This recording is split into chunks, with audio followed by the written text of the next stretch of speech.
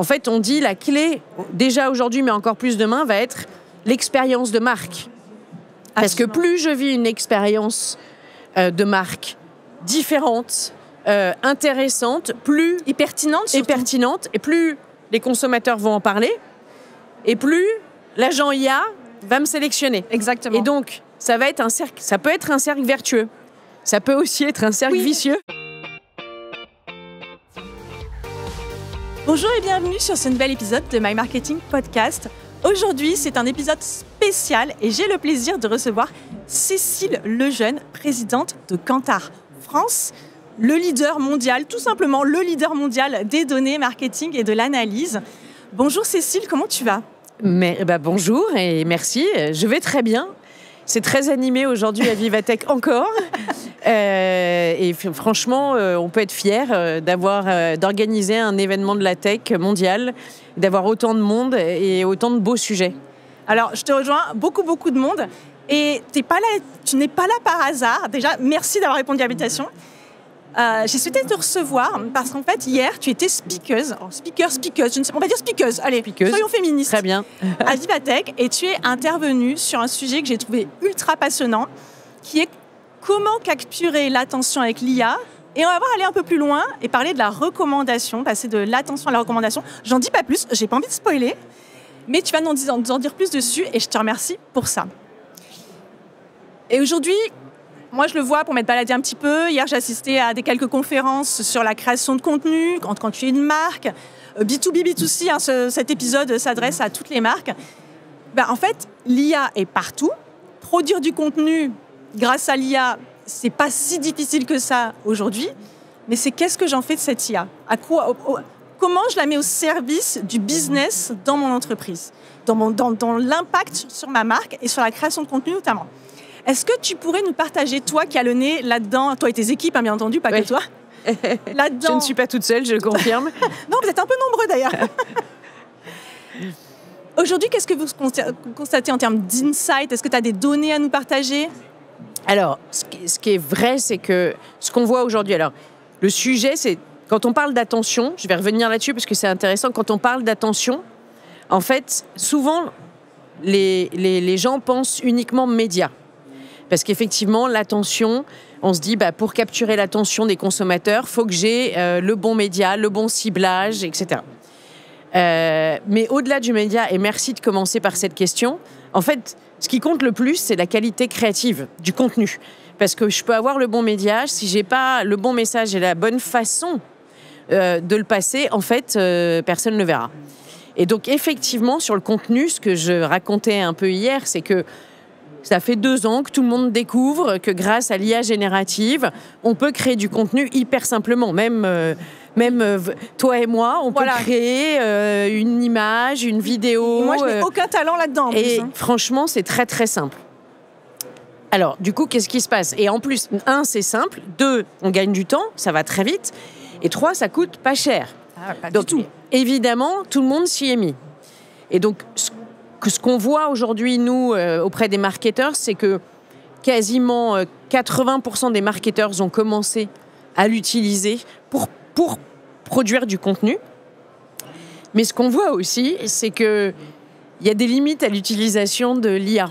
Et c'est normal, comme on est tous au démarrage, on essaye.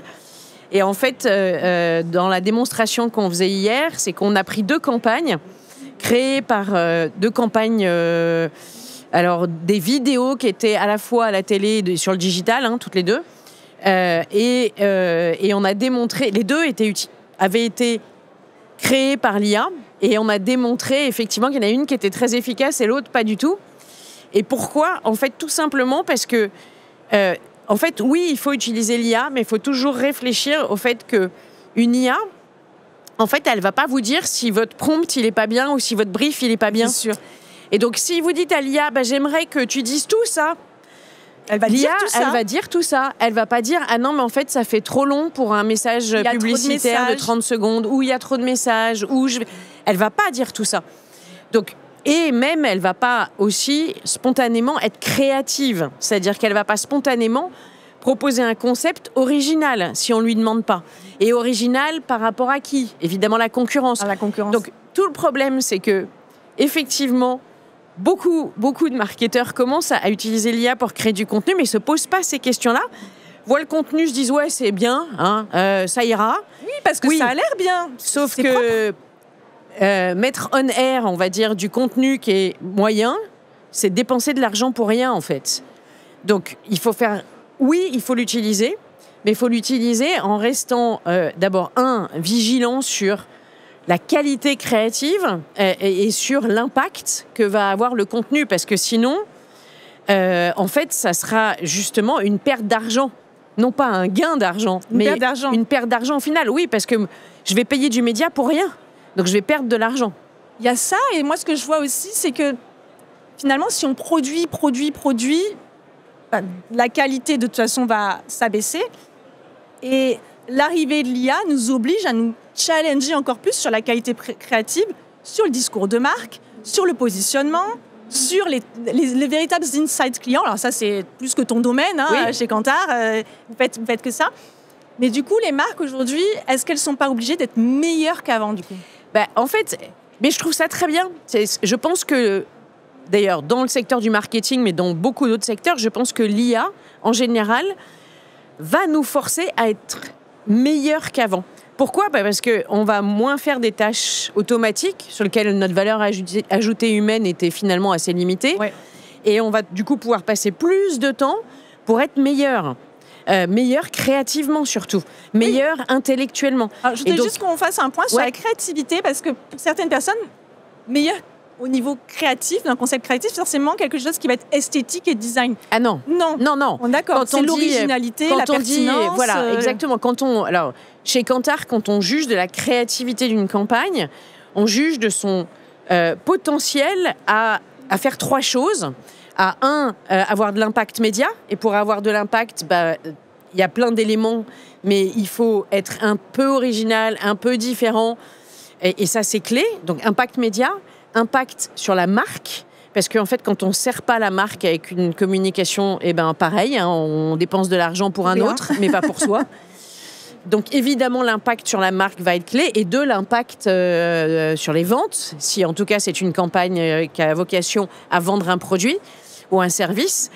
Et donc, on regarde ces trois éléments-là. Donc, l'efficacité créative, c'est pas juste du design. L'efficacité créative, elle est là pour avoir un impact business court terme ou long terme. Sinon, je suis super d'accord avec toi. C'est pour ça que je vais faire ce point, parce que pour certaines personnes, quand on parle d'être plus créatif, c'est forcément quelque chose qui a rapport avec quelque chose de visuel, en tout cas. Pas du tout. Non, mais même les en discours, plus, les messages peuvent être créatifs. Je pense que la force humaine versus l'intelligence humaine versus l'intelligence artificielle, c'est d'être créatif. Oui. Et donc, oui, ça va nous forcer à l'être encore plus, et tant mieux. Parce que c'est ce que je présentais aussi hier. Chez Kantar, comme on a plein de chiffres et qu'on accompagne, on est vraiment le partenaire des marques pour essayer de les aider à faire que leur marque génère du business. On a démontré avec effectivement tous nos chiffres que plus on a une campagne qui est efficace créativement, plus on va générer de business et de profit. Et en fait, une campagne à qualité créative élevée génère 4 fois plus de profit qu'une campagne à qualité moyenne. Ah oui. Juste pour vous... j'ai dit moyenne, hein, j'ai pas dit basse. Même pas mauvaise. Même pas mauvaise. Donc, c'est tout l'enjeu. Et donc, oui, je pense que les outils d'IA vont nous permettre de générer du contenu, sans doute plus rapidement, peut-être en limitant un peu les coûts, mais il faut surtout pas être paresseux, en fait. Et il faut garder l'humain, et que l'humain reste créatif, reste critique et se pose les bonnes questions. Et par ailleurs, même aujourd'hui, je pense que continuer à travailler avec une agence, ça aide, parce que les agences, elles sont aussi là pour challenger. Je suis hyper d'accord. Je trouve que ce qui est intéressant aussi de travailler avec des agences, et je ne prêche pas pour ma paroisse ou ta paroisse, c'est que tu vas pouvoir avoir accès à beaucoup plus d'expériences différentes dans d'autres industries qui ne sont pas forcément la tienne. Tout à fait. Et donc avoir accès à beaucoup plus d'idées originales. Bien sûr. On va dire actuellement, à un instant T, évidemment. Oui. Pas sûr. Et puis, ce qui est vrai aussi, c'est la démonstration que j'ai essayé de faire hier, c'est que, on le voit déjà, c'est assez drôle, il y a quand même une notion de le risque qu'on se retrouve avec, j'ai appelé ça sea of sameness, mais il y a un risque pour que on se retrouve avec des pubs qui sont totalement similaires sur une même catégorie, en fait. Parce que, à nouveau, l'IA, elle va répondre... C'est déjà un peu le cas, sur certains trucs. Voilà, et là, avec l'IA, ça va être pire. J'ai pris l'exemple hier de la fameuse affiche des portes ouvertes des concessionnaires. Si je prompte la même IA avec mon prompt classique de portes ouvertes, ce qui va se passer, c'est que tous les concessionnaires vont avoir la même affiche. La seule différence va être le logo et l'adresse du concessionnaire. Mais le risque, il est vraiment là. À nouveau, l'IA, elle ne se challenge pas elle-même.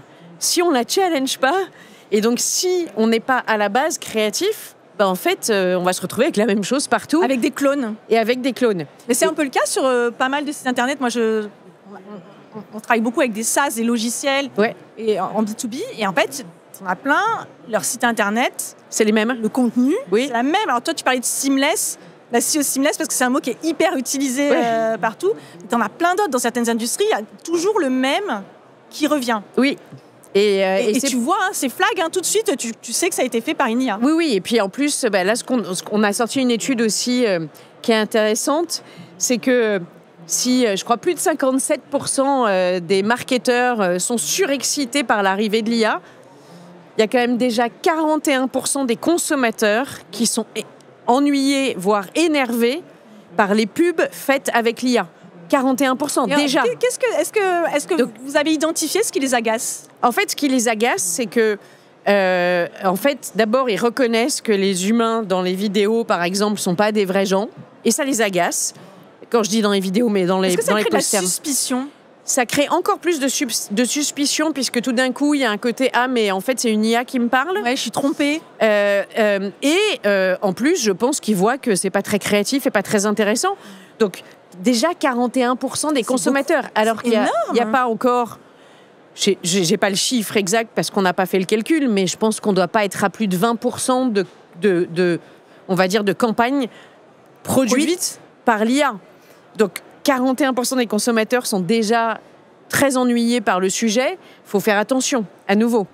C'est hyper intéressant. Hier soir, je fais une parenthèse, j'étais à l'AI Creative Show, qui était organisé justement à Bivatech, et c'est un festival de films, en fait, artistiques, réalisé par IA. C'est hyper bluffant de réalisme et en même temps de créativité, parce que là, les artistes laissent libre cours à la créativité. C'est absolument exceptionnel. Mais c'est pas l'IA qui a eu l'idée. Mais c'est ça. C'est un très bon exemple, et je conseille à tout le monde effectivement d'aller le voir. C'est un très très bon exemple il y a un artiste qui a eu une idée et qui sait précisément comment il veut la réaliser. Et là, ce qui est magique, c'est qu'il va utiliser souvent plusieurs outils d'IA. C'est rarement un seul outil pour réaliser son idée de façon presque encore plus créative que ce qu'il aurait pu faire avant. Parce qu'en plus, l'IA, elle mélange la 3D, elle mélange tous les styles. Donc, et là, franchement, c'est passionnant parce qu'à nouveau, il y a un artiste derrière. C'est ça. Il y a le côté artistique et ça, probablement que toute industrie confondue, je dirais B2B, B2C, on peut encore être capable d'être sensible à ça parce qu'en fait, ce sont des humains qui regardent. Et on le sait que la créativité, alors moi c'est un sujet qui me passionne particulièrement, mais la créativité dans l'espèce humaine, Homo sapiens, est quelque chose de très différenciateur et qui nous drive. Même ceux qui pensent être hyper rationnels, en fait, on est beaucoup plus drivé par ce côté émotionnel et créatif que par tous les aspects rationnels de notre personnalité. Exactement, et je pense que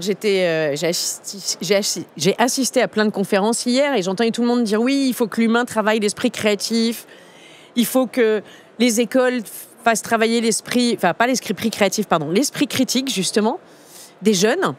Et en fait, moi, je pense qu'il faut surtout qu'ils travaillent leur esprit créatif. C'est bien d'être critique, parce qu'effectivement, il faut être critique, il faut challenger, mais en fait, il faut surtout être créatif. Et ça va être un vrai sujet pour... Probablement que les deux ne sont pas impossibles à faire ensemble. Ah non, mais ils sont même très complémentaires, et tant mieux d'ailleurs. Dans ta conférence hier, tu parlais du switch de l'attention vers la recommandation. J'ai adoré. Est-ce que tu peux nous en dire plus sur, on va dire, ce switch vers l'économie de l'attention et l'économie de la recommandation? Alors, oui, je vais refaire toute la démonstration parce que, écoute, volontiers. Du coup, elle était un tout petit peu longue, mais en fait, quand on parle d'attention, on parle de contenu, ce dont on vient parler, mais on parle de médias. Évidemment, puisque aujourd'hui, ce que tout le monde a découvert et tout le monde commence à utiliser, c'est que l'intelligence artificielle permet la personnalisation at scale, c'est-à-dire qui permet de faire des messages ultra personnalisés à chaque personne. Et ça, en tout cas sur tout ce qui est média digital, tout le monde le propose et tout le monde commence à le faire aujourd'hui. C'est super. Ce que personne n'a vu encore, ou en tout cas on commence à voir arriver, c'est l'arrivée des agents IA. Je vais prendre l'exemple d'Operator, d'OpenAI, parce que c'est celui qui est le plus connu aujourd'hui, mais tout le monde commence à sortir des agents d'IA. Tous les LLM, à peu près, ont leur... Tous les LLM ont des agents d'IA, et des agents d'IA qui font tous des choses différentes. Si je prends Operator, il va me permettre de réserver mon restaurant, mon taxi, mes vacances. C'est un peu mon assistant de vie. Mon personal assistant. Voilà, mon personal assistant, mais qui est très sur, on va dire, mobilité, ou autour de la mobilité et de la restauration.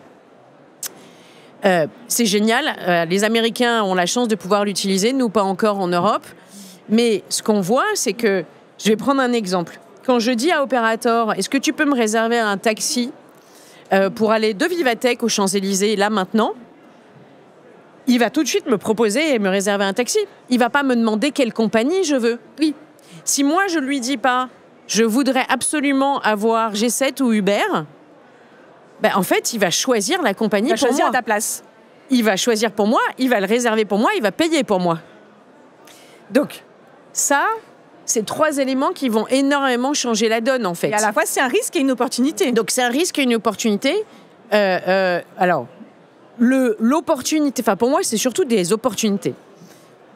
D'abord, l'opportunité, et tu viens de le dire, c'est de se dire, bah, en fait, il faut vraiment que j'ai une marque très, très forte, parce qu'il faut que je force Cécile, ou en tout cas que j'arrive à convaincre Cécile de dire, commande-moi un G7. Ouais.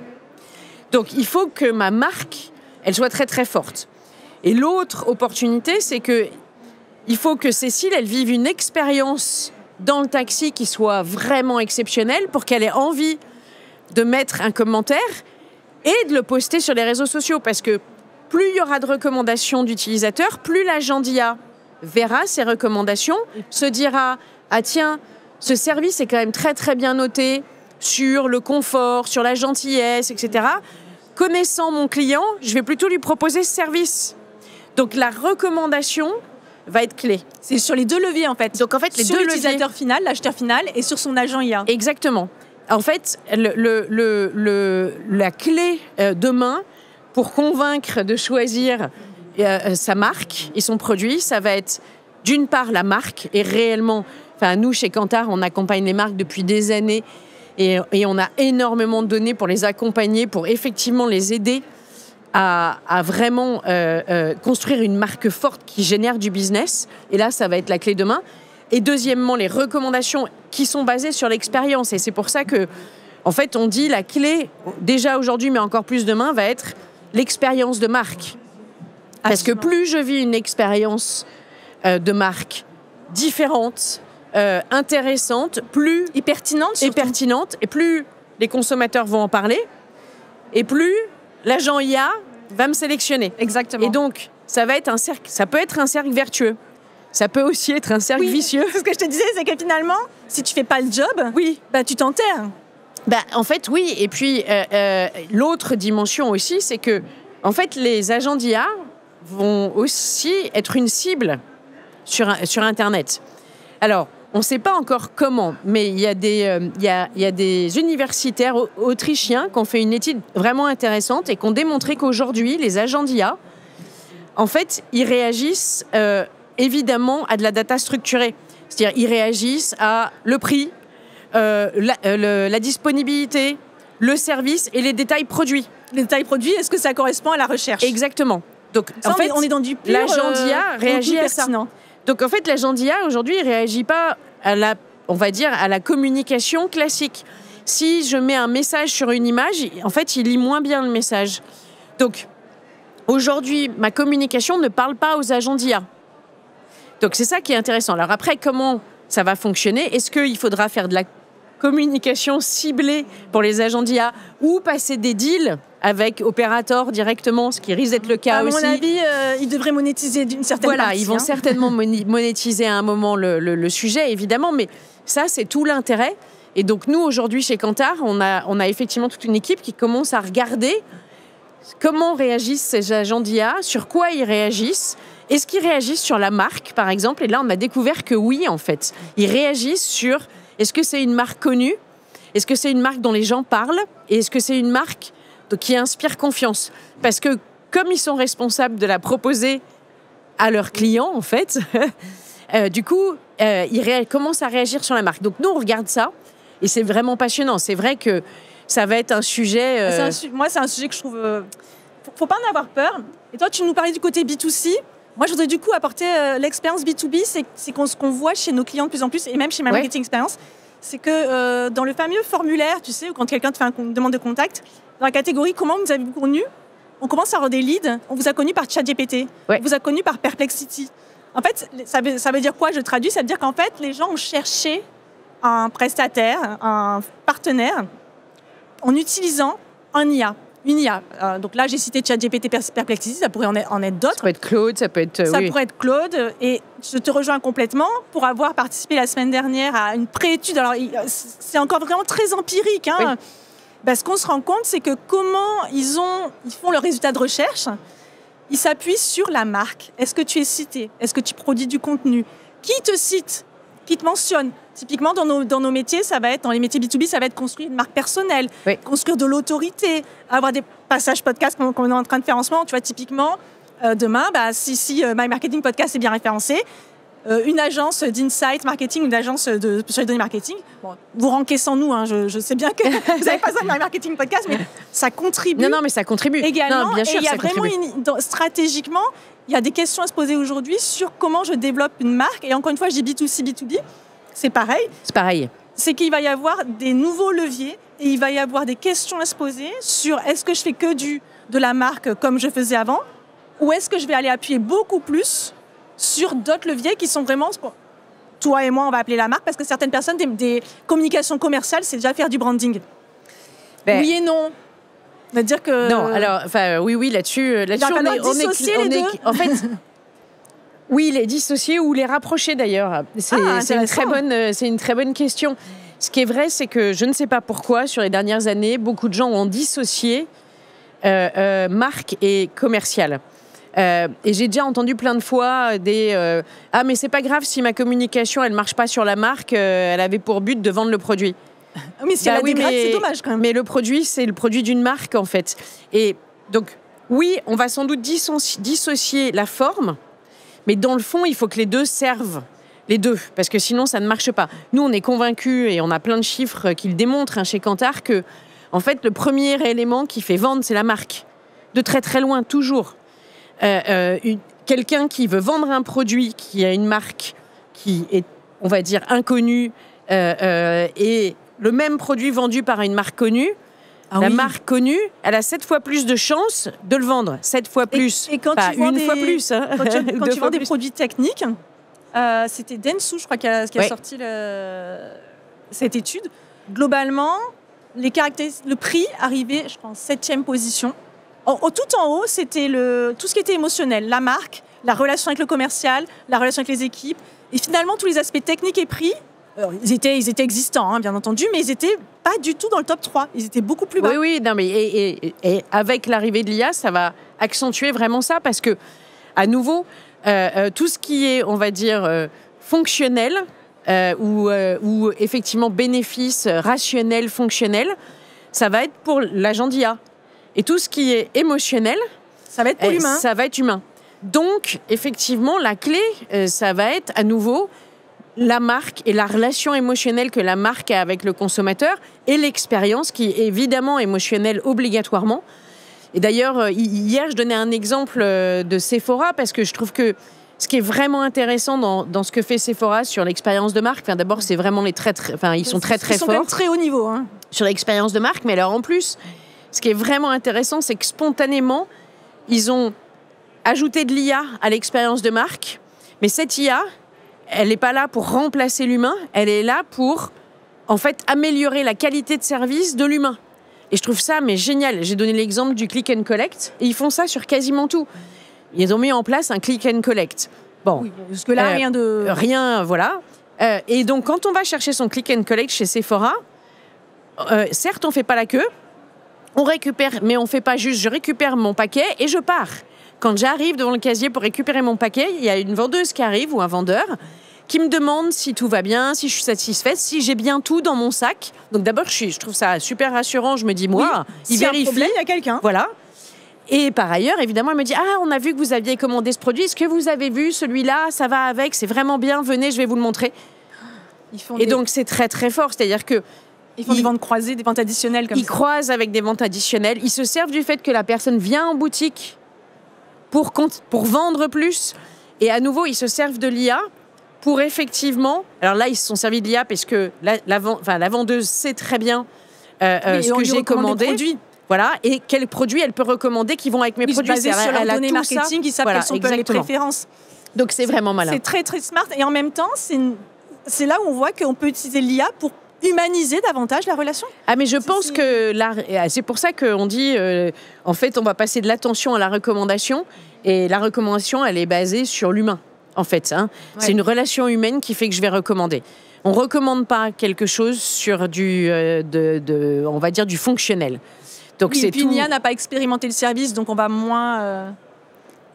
ça a moins de poids. Mais oui, et puis je le vois, nous, chez Kantar, parce qu'on a beaucoup de data.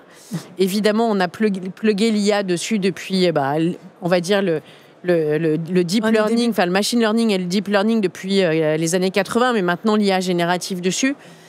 Et en fait, quand on le fait pour que ça nous aide, nous, à apporter encore plus de conseils et encore plus de données qui nous permettent d'accompagner encore plus nos clients. Et d'être plus créatifs. Et d'être beaucoup plus créatifs, beaucoup plus, effectivement, sur la dimension conseil.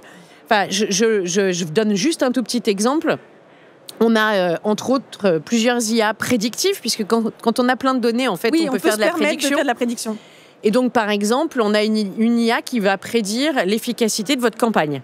D'accord ? Donc, on lui donne la vidéo ou l'affiche ou l'image et elle va prédire en 10 minutes l'efficacité de la campagne pour une somme très modique.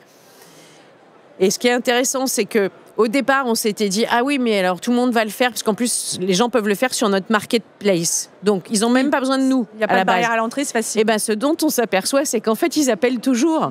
Parce qu'ils ont besoin de comprendre certains chiffres.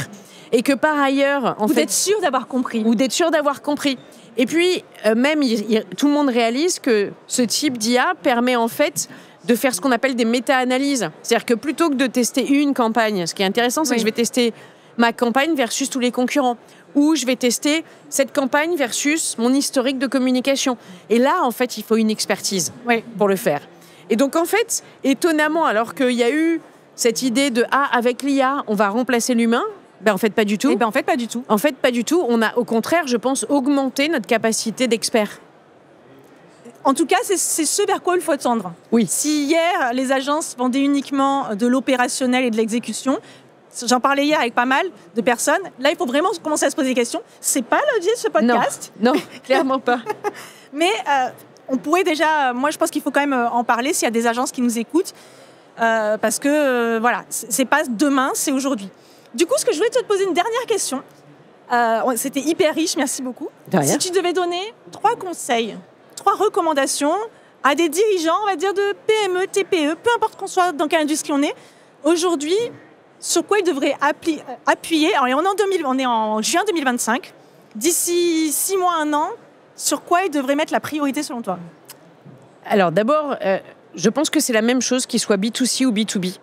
Parce que tout le monde parle aujourd'hui du B2B2C, et c'est vrai, il faut arrêter de penser que quand on a un client business, c'est pas une personne. En fait, c'est une personne. C'est tous des gens. Donc, en fait, il ne faut pas faire de différence entre le B2B et le B2C, absolument pas. Et donc, les 3 conseils que je donnerais, c'est,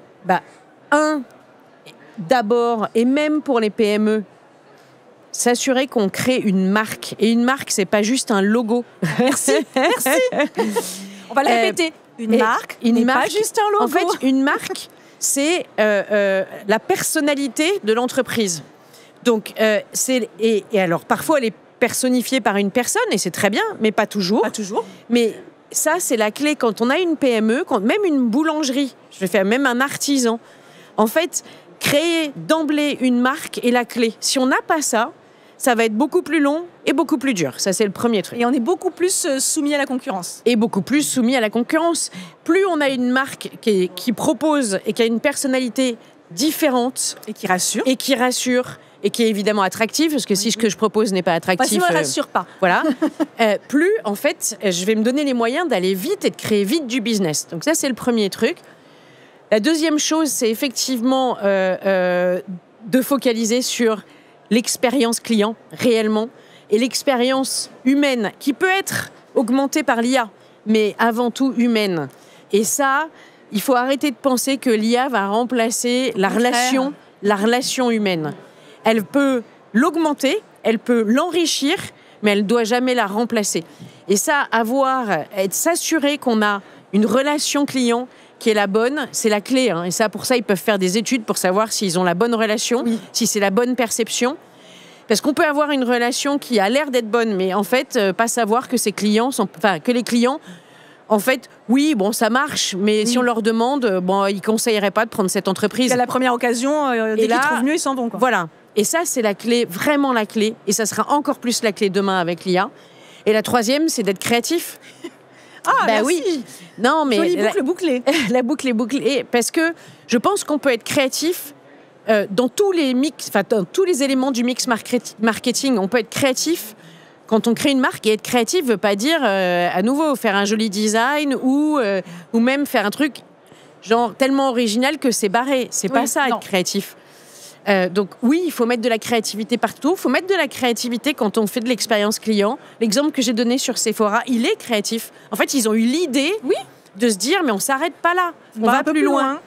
On peut être créatif dans ses offres, on peut être créatif dans son positionnement, on peut être créatif dans son expérience client. Il y a plein de manières de être créatif. Et donc, je pense que les 3 conseils que je donnerais, c'est cela. Marque, expérience client et créativité. Merci beaucoup, Cécile, d'avoir partagé tout ça avec nous. Moi, je vous mettrai, si vous voulez suivre Cécile, où est-ce qu'on peut te retrouver? Tu es sur LinkedIn? Je suis sur LinkedIn, Cécile Lejeune Cantar, il n'y en a qu'une. Eh bien, écoute, on mettra le lien vers ton profil LinkedIn en description. Comme Avec ça, plaisir. Vous pouvez aller remercier Cécile. Si vous avez aimé cet épisode, bien entendu, soutenez-le, commentez. Vous pouvez également le partager parce que je pense qu'il y avait énormément d'insights. Ça tombe bien, c'est ton job à partager. Et merci beaucoup aussi à Vivatech de nous avoir prêté ces très beaux studios. Merci. À très bientôt. À très bientôt. Cet épisode est maintenant terminé. S'il vous a plu, n'hésitez pas à le partager sur les réseaux sociaux en nous taguant. Vous pouvez aussi nous laisser un avis 5 étoiles sur Apple Podcast ou la plateforme de votre choix. À très bientôt!